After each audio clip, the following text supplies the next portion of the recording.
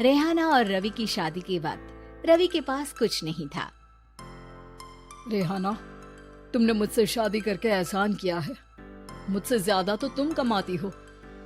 अरे तो क्या हुआ, एक दिन आएगा रवि कि तुम खूब पैसा कमाओगे। मुझे तुम पर पूरा विश्वास है। रवि और रेहाना खुद को स्टैंड करने के लिए पूरी मेहनत करते। रेहाना, मैं नौकरी नहीं करना चाहता हूँ। तो कोई बात नहीं, मैं नौकरी करके घर चलाती हूँ, तुम बिजनेस सेट करने की कोशिश करो। एक दिन रेहाना, तुम जानती हो, मैंने जो विज्ञापन बनाने वाली कंपनी खोली थी ना, उसे बड़ी ब्रांड का ऑफर आया है। अब हम लोगों के दिन प्यारे न्यारे हो गए हैं। मैं जानती थी रवि कि एक दिन तुम सेटल हो जाओगे। रवि का काम अच्छा चल जाता है। एक दिन वो रेहाना से कहता है, रेहाना, अब हम लोगों का बच्चा भी हो गया है। बहुत छोटा है वो, उसका ख्याल कैसे रखेंगे हम? कैसे क्या, मैं गांव से माँ को लेकर आ जाती हूँ। नौकरी से हाफ डे ले लिया करूंगी। अभी तो वो छोटा है, स्कूल जाने तक मैं मैनेज कर लूंगी। देखो रेहाना, मैं अब अच्छा कमा रहा हूँ। तुमको नौकरी करके परेशान होने की कोई जरूरत नहीं है। अरे कैसी बात कर रहे हैं, मैं अपनी लगी लगाई नौकरी कैसे छोड़ दूं? और मैंने तो सुना है हम लोगों को कुछ ही महीनों में सरकारी नौकरी मिल जाएगी। सरकारी नौकरी में कितना कमा लोगी? उतने में तो मैं ड्राइवर रख लूंगा। रेहाना को रवि की बात का थोड़ा बुरा तो लगता है। कम से कम मेरी नौकरी की इतनी बेइज्जती मत करो। भूल गए, इसी नौकरी के बदौलत तुमने अपना बिजनेस खड़ा किया है। अरे वो तो मैं किसी के भरोसे भी कर लेता। देखो, अपने बच्चे को संभालो, घर का काम करो। अब बाहर जाती तुम अच्छी नहीं लगती हो। रेहाना रवि के कहने पर नौकरी तो छोड़ देती है, लेकिन अब बड़े से घर में उसकी कीमत किसी नौकर से कम नहीं होती। एक दिन रवि का दोस्त आता है। भाभी, हम लोग तो आपको तब से जानते हैं जब से आप लोग शादी होकर इस शहर में आए थे। आपकी बदौलत ही सारा बिजनेस खड़ा हुआ है। ये किस्मत तो आप ही की है भाभी। हाँ हाँ भाई, हमारी मेहनत तो कुछ है ही नहीं।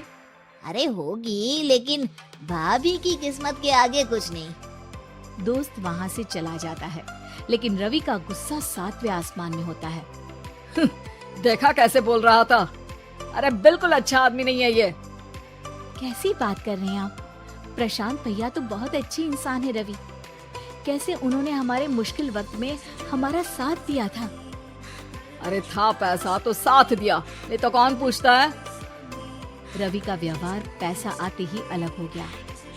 वो बंदे को बंदा नहीं समझता। घमंड से घिरे रवि ने तो एक दिन हद ही कर दी। रेहाना, मैं अब तुम्हारे साथ नहीं रह सकता हूँ।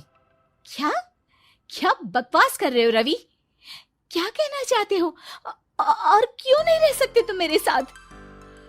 देखो, मुझे कोई और पसंद है और उसने साथ रहने पर बस यही शर्त रखी है कि मुझे तुम्हें तलाक देना होगा।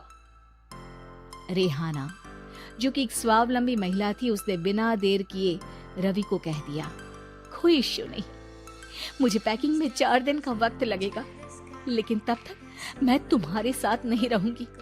4 दिन के लिए तुम कहीं और शिफ्ट हो जाओ, मैं घर से निकलूंगी तो बता दूंगी। रवि घर छोड़कर चला जाता है। रेहाना को दुख होता है, वो रोती है, लेकिन व्यवहार से स्ट्रॉन्ग रेहाना को पति के वापस आने का और उसे सबक सिखाने का पूरा भरोसा था। फिर एक दिन, अरे शुशिका, कब शादी करोगी तुम मुझसे? यार, मैंने तो सोचा था तुम शादी से पहले मुझे विदेश लेकर जाओगे, महंगी कार दिलाओगे। अरे सब दिला दूंगा, लेकिन पहले मुझसे शादी तो कर लो। हाँ हाँ, क्यों नहीं। मैं कुछ दिनों के लिए अपने मम्मी पापा के पास जा रही हूँ और लोगों से अपनी शादी की बात करूंगी। अरे शुशिका, कैसे रहूंगा मैं तुम्हारे बिना? अब तो शादी ही होने वाली है हम लोगों की। शुशिका रवि को छोड़कर चली जाती है। रवि घर आता है, जहाँ रेहाना को ना पाकर उसे सब अजीब लगता है। घर तो रेहाना के बिना कुछ नहीं है, बच्चे की याद भी आ रही है। चलो एक वीडियो कॉल कर लेता हूँ। रवि रेहाना को वीडियो कॉल करता है, लेकिन रेहाना फोन नहीं उठाती। रात को सोते वक्त, मन कर रहा है मुन्ने को गले लगा लूं। चलो कोई ना, शुशिका से शादी के बाद मेरे और भी बच्चे होंगे। अगले दिन रवि ऑफिस जाता है जहाँ टीना खड़ी होती है। सर, आपने अपने नए ऐड के लिए मॉडल की रिक्वायरमेंट डाली थी ना, मैं उसी के लिए आई हूँ। रवि टीना को देखकर खुश हो जाता है। अब शादी हो गई है तुम्हारी? नहीं सर, बस अच्छा सा हैंडसम और अमीर लड़का देख रहे हैं मेरे मम्मी पापा। रवि के दिमाग से तो टीना को देखकर शुशिका का ख्याल भी खत्म हो जाता है। अरे यार, ये लड़की मिल जाए कितनी सुंदर है। शुशिका तो इसके आगे कुछ नहीं है। क्या तुम्हें ऐसा नहीं लगता कि मुझसे मिलकर तुम्हारी ये खोज खत्म हो गई है? आप तो 2 बच्चों की पापा लग रहे हैं। अरे नहीं नहीं, मेरी शादी तो हुई थी, लेकिन बीवी को किसी और से प्यार था, मुझे छोड़कर चली गई। खैर, टीना की दोस्ती रवि से हो जाती है, लेकिन 1 महीने बाद शुशिका रवि के पास वापस आती है। मेरे मम्मी पापा तुमसे मिलना चाहते हैं, लेकिन उन लोगों को ये मत बताना कि तुम पहले से शादीशुदा हो, और हाँ, शादी से पहले अपनी सारी प्रॉपर्टी तुमको मेरे नाम करनी होगी। अरे पागल, अब मैं तुमसे शादी ही नहीं करना चाहता। भला ऐसी लालची औरत से कौन शादी करेगा? तभी वहाँ टीना आ जाती है। रवि, ये पागल सी औरत कौन है? देखो, तुमने ही कह दिया ना पागल, तो पागल ही है। पता नहीं कौन है, कह रही है शादी कर लो, लेकिन शादी से पहले अपनी सारी प्रॉपर्टी मेरे नाम कर दो। बोल तो सही रही है। वैसे तुम जानती हो, मेरी एक सहेली है, उसके पति ने उसे पैसा आते ही छोड़ दिया, जबकि उसको खड़ा करने वाली ही मेरी सहेली थी। और मुझे भी भरोसा नहीं है। अगर मैं भी तुमसे शादी करूंगी तो तभी जब तुम मेरे नाम अपनी सारी प्रॉपर्टी कर दोगे। अरे हाँ, क्यों नहीं, बिल्कुल कर दूंगा। रवि और टीना की शादी की तारीख तय हो जाती है।